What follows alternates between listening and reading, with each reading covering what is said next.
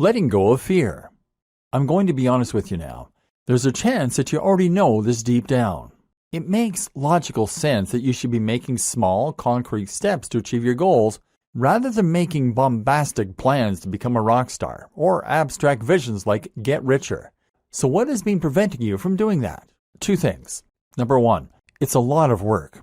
It's much easier and more satisfying to dream big and get the reward that comes from that rather than face the reality of grinding towards your goals. We'll be talking about this more later in the book when we discuss how to stay motivated and stick at your goals even when the going gets tough. Then there's a matter of feeling it's not the right time. You procrastinate instead of looking for other work. Again, this just needs a bit of rocket fuel, which we'll be looking at later on. Number two, you're afraid.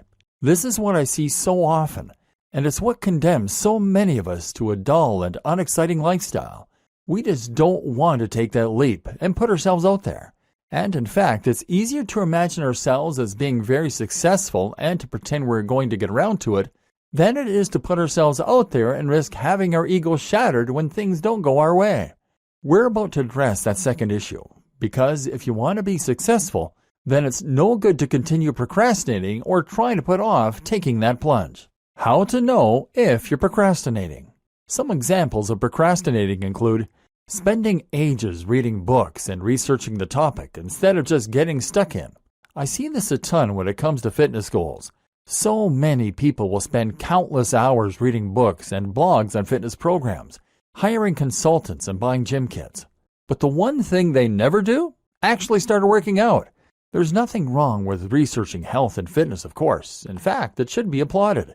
The problem is when you use this as a convenient excuse for not actually training. The reality is that any training program is better than nothing. If you want to start getting into shape, if you really stand any chance of success, then you should start doing press-ups and pull-ups right now. There is simply no reason not to. You can then improve your routine over time, but you start now. Working on projects and never completing them. I work as an app developer and have released 2 highly successful apps in my lifetime that have together earned me in the region of $90,000. Not life-changing amounts over the course of a few years, but certainly enough to make my life a little more comfortable, especially as I continue to earn money while I work my regular job. As a result of this, I am often approached by people who tell me that they're planning on releasing a successful app too. They then work on it for 3 years and never release it. The difference between them and me? I released my app when it was an MVP, minimum viable product. This is called the fail fast approach, and we'll talk about it more later. Point is though, I put myself out there, whereas they made excuses. Perfectionism is often just a delay tactic. Assess yourself. Claiming the time isn't right. We touched on this briefly just to recap. The time is never right. You're not traveling now because money isn't good. Sure, save up some cash, but by then you'll probably be in an exciting point in your career and not want to take a break. Then you'll have a partner and not want to leave them. Then you'll have a kid. There is never a good time to start a relationship, to get married, to have kids, to travel, to start a business. You do it anyway. And if you're worried about what other people might say, then follow the advice to ask for forgiveness, not permission. Do it and worry about the consequences later. If it really means that much to you, then it is really the only option you have. Ignoring your own dissatisfaction.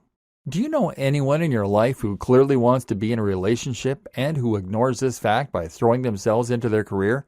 Every post on social media is about how excited they are about their new job or about their travel. But you suspect that really they just wish they had someone to go home to?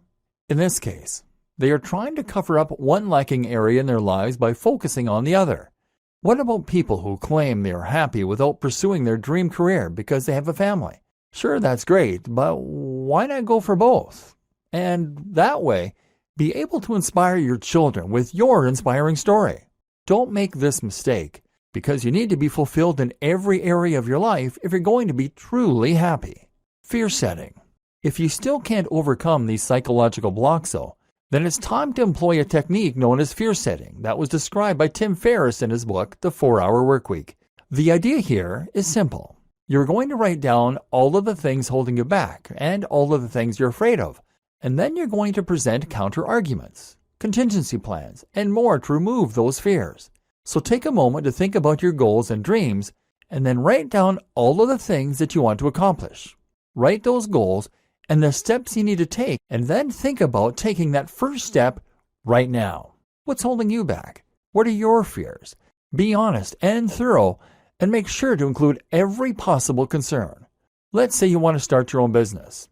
Here are your fears and concerns. You don't have the money. Taking out a loan may be reckless and leave you in serious debt if the business isn't a success. Your partner might see your investment as irresponsible and lead to relationship problems. You might lose your job and find yourself without stable income. You might be unable to find future work, and that could lead to your family going hungry and you losing your home. Your business might be a failure and make you look like a failure too. Now go through each of these objections and address how likely they really are and how you can deal with them, prevent them. For example, you don't have the money, and taking out a loan may be reckless and leave you in serious debt if the business isn't a success. Consider a PayPal loan. This is a loan that you pay back only through PayPal income, meaning that you won't owe anything until you start earning. Try Kickstarter. Bootstrap your business. Design it in a way that will allow you to start the business for less. Consider asking parents for a business loan. Look for a business partner with capital to invest. Your partner might see your investment as irresponsible and lead to relationship problems. Your partner is more likely to support you in your ambitions. If you use the above methods, you can demonstrate that you have been sensible and taken every precaution. You can even take out business insurance. Your partner might be able to help you bring in extra income to support your goals. Have a rainy day fund. Explain to them the risks and why it's important to you. You might lose your job and find yourself without stable income. And you might be unable to find future work, and that could lead to your family going hungry and you losing your home. In most cases, you'll find that your employer will offer you your job back if you need it. At the very least, you can probably find lower-level work to fund your survival, even if it means just doing a part-time job. You don't have to quit your day job until you've proven to yourself that you can make money from your business idea, or even maintain a part-time salary in the meantime. You can probably survive on a lower salary than you think and for longer than you think.